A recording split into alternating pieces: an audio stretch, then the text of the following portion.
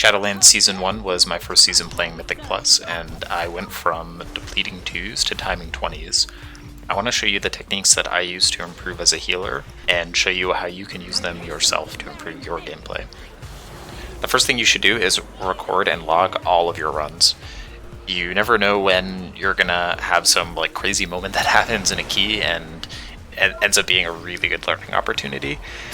Or especially when you're starting out, you'll be able to use the recordings and logs to learn about the dungeon mechanics that maybe you don't understand very well. I know this was super helpful for me when I was starting. I didn't know what anything in the dungeons did, even after running them to gear up on normal and heroic and things like that. So it's worth it to record all of your runs and try to use them to learn. Probably the best thing to do is to watch the entire run recording and review all of the gameplay, but that can be very time consuming. And so this is why I advocate for logging your runs, because you can use the logs to prioritize where you're spending your review time. Reviewing is very valuable, but it's honestly better to play the game more. So you really want to be making efficient use of your review time. So how can you use logs to prioritize your review time? There's a few key questions that you should answer when you're reviewing a run.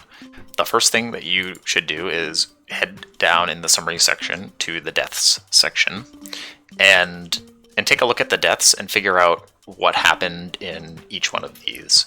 In some cases, there may be mechanics, especially when you're first starting out.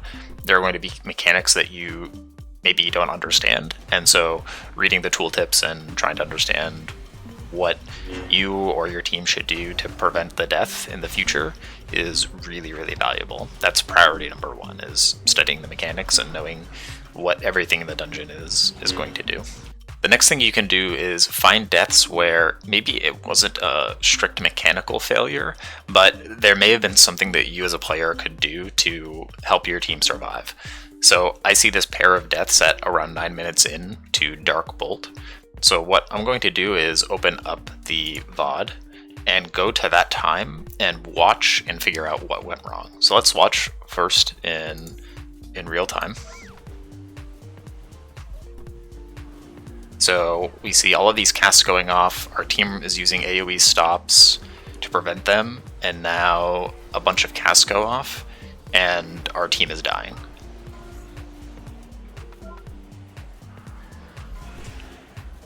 Cool. So it looks like we're going to survive this, so it didn't really have a huge impact on the run, but there are a few things that we can take away from this. First of all, our use of AoE stops here is great, right? We're able to prevent a lot of the casts from going off, but we end up not having enough stops to prevent all of the casts.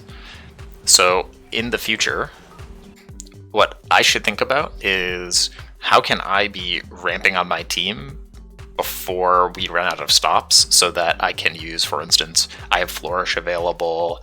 I end up using my Nature Swiftness, but it's, I'm not ramped on anyone, so it's not very effective. What can I do to prevent these deaths? Well, I can be better prepared for the casts that we're not going to be able to stop. So in the future, I should be maybe using my stop first, so I have time to get Rejuve spread on everyone, get a Wild Growth out, be ready to press Flourish, get a quick Dispel, use my Swift Mend and Nature Swiftness, Regrowth. All of these things could have prevented these deaths, and I was unprepared, so these players died. Once you've reviewed the deaths and figured out what went wrong in each of them, the next thing to do is to figure out what is going to kill your tank. If we take a look at the damage taken, your tank is going to take, a huge portion of the damage in the dungeon.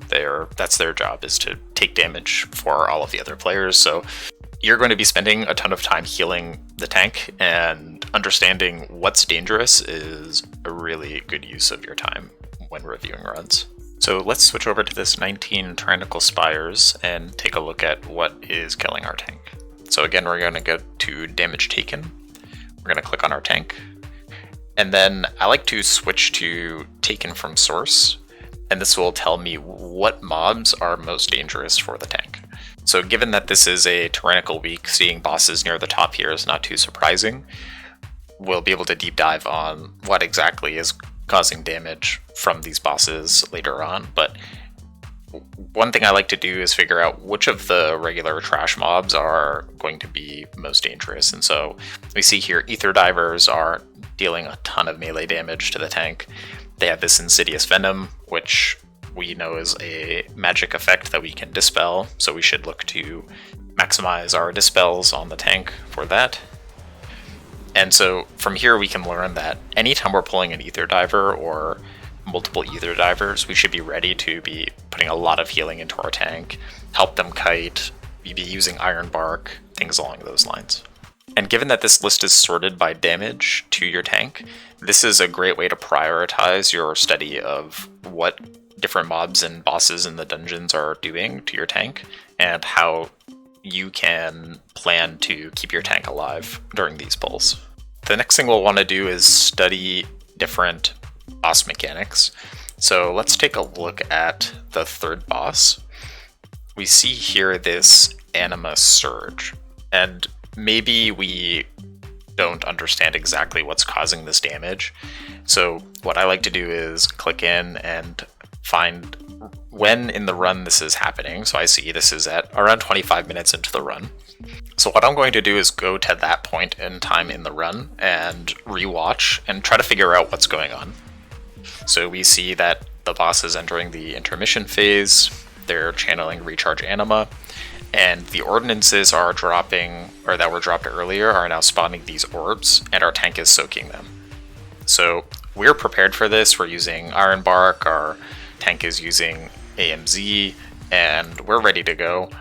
But if you didn't understand this mechanic, then this might catch you by surprise, and your tank is just going to be taking tons and tons of damage, and you might not understand why. So studying the logs, prioritizing by the amount of damage that your tank is taking, going back and watching the VODs and figuring out what effects you should be looking out for when planning to deal with these abilities in the future is a great way to improve. Once you've figured out what's going to kill your tank, the next thing to do is figure out what's killing the rest of your team. So there are a few ways to do this. One is to just deep dive into each of the players and prioritize that way. One reasonable way to do this is to look at ranged players and then look at melee players. Usually the sources of damage will be a little bit different for the two, and figuring out what differences exist in each dungeon is a valuable way to learn. Another thing you can do is switch this chart view to, instead of showing total damage, show the damage that all of these different players are going to be taking at different times, and then kind of deep dive on each one. So here we have like the first pull of the dungeon. We might want to zoom in here and see, what damage everyone is taking. There are these big spikes of damage for our rogue, for our mage, and we might want to dig in here and try to understand, what exactly is going wrong. If we take a look at the mage, for instance, we see, lots of spiteful shade damage. And so maybe we can go back to this section of the dungeon in the VOD and watch and see that as the shades are spawning, our mage was actually just like chilling in melee and getting smacked. So in the future, if you see your mage standing in melee on a spiteful week, maybe you want to be ramped on them, maybe you want to be ready to use Iron Bark if it's available, and there might have been a way that I could have saved our mage here if I had been prepared for that damage. We can also go back and check to see, our rogue also took a lot of damage, and see what's going on here. So a couple things that we notice. One is this sweeping blow. This is from the Vanguard, and this is the frontal. So we know that our rogue was in melee and maybe a little bit out of position. This is actually, I find pretty common on this first pull of Spires, is melee players being out of position, or the tank is taking a lot of damage and so they're running around and maybe not pointing the frontals in the best directions. So this is a great way to figure out how can you plan to mitigate these risks in your own runs, because all of these players are going to be making all of these mistakes, and you yourself are going to be making a ton of these kinds of mistakes. So figuring out what mistakes are most likely and trying to make a plan for how you can mitigate the risk of those mistakes is the general idea here. Again, this is the kind of thing where you can be prepared and you can be the one that helps prevent these mistakes from causing deaths and depleting keys. Then finally, the other thing that I like to do is figure out what's the thing that's most likely to kill me. So I'll go in and check to see, what different abilities are dealing damage to me and what should I be ready to do to solve the problems. So here I see our pedestal of utter hubris. This is the fire guy. This is the fire guy buff that increased haste. So once we kill fire guy, I just take a ton of damage from him going forward. I also see this Dark Stride. This is Ventinex's bleed that she applies to players after doing that teleport ability. So I know this is going to be causing a ton of damage and I should be ready to heal through that, both for myself and for other players. Purifying Blast. Looks like I got hit by maybe one of those. Never mind, I got hit by 3. And then you can go back and watch the VOD and see what did I do when that came out. And so for me, I see that I went into bear form to soak the initial damage. I used bark skin and I started to ramp on myself.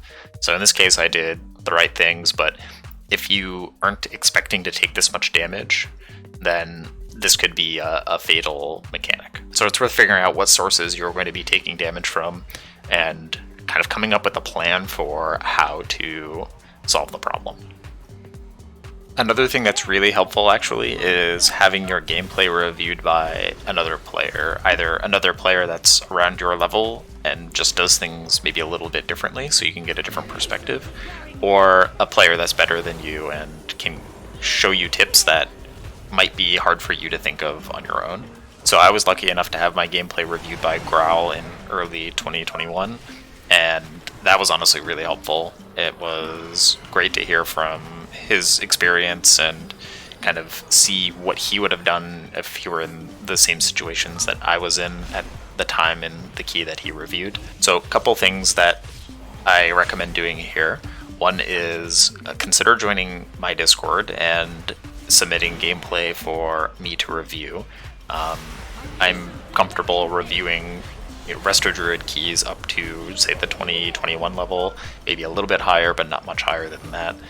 And I'm happy to provide my perspective on those keys and share what I would do, or we can do one of these log and VOD deep dives together and figure out what's going on in your keys and help you answer any questions that you have for what you might be able to do better in your runs.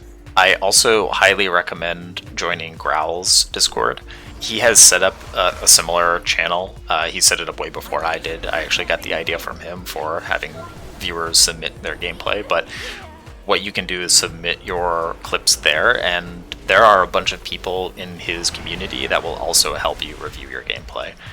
I've submitted a handful of clips and gotten awesome tips from players other than Growl, and so this is a great way to kind of crowdsource your own development and try to improve as a player without spending all of the time coming up with ideas on your own and experimenting with them and seeing what works and what doesn't. Learning from other players' experience is a really, really helpful tip. So I'm interested to hear from you what you think about these tips. You can let me know in the comments, or you can join the Discord. I'd love to hear if you're doing something similar or if you have other ideas for ways to improve. I'm personally continuing to look for ways to improve as a player, and so any ideas that you have that you're interested in sharing with me or other gamers are more than welcome. I think that every player in every key is making mistakes, and the very best players in the world are always looking for ways to improve, and I think we should all be as well. So let me know what you think, and good luck out there.